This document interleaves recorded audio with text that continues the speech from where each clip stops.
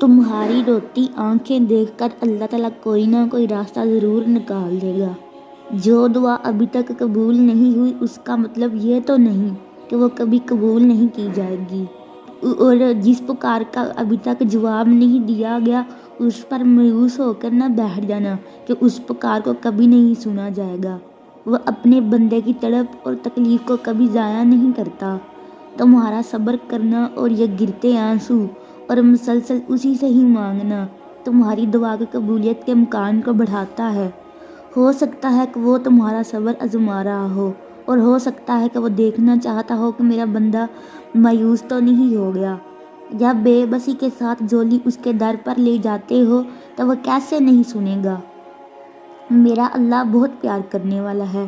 اللہ تمہاری تڑپ، تمہاری جستجو کبھی نہیں بھولا۔ وہ عن قریب تمہارے لیے معجزہ خاص کر کے تمہیں تمہاری من پسند چیز سے ملوا دے گا۔ سنو، اللہ کے فیصلوں پر بھروسہ کرنا سیکھو۔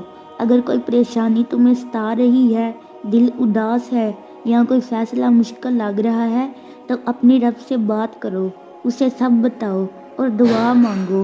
پھر اپنے دل سے یہ خوف نکال دو کہ کیا ہوگا اور کیا نہیں ہوگا۔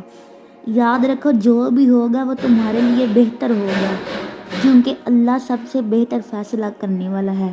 اپنے تمام معاملات اللہ کے سپرد کر دینا سیکھو اور اس پر توکل کر رکھو، اور جب تمہارا توکل مضبوط ہو جاتا ہے تب ہی تمہارے لیے معجزے ہوتے ہیں۔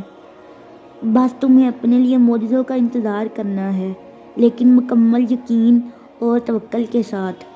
انشاءاللہ اللہ تمہاری دعائیں ضرور سن لے گا۔ اگر ویڈیو اچھی لگی ہو تو چینل کو سبسکرائب کریں اور ویڈیو کو دوسروں کے ساتھ شیئر کریں۔ جزاک اللہ خیرہ۔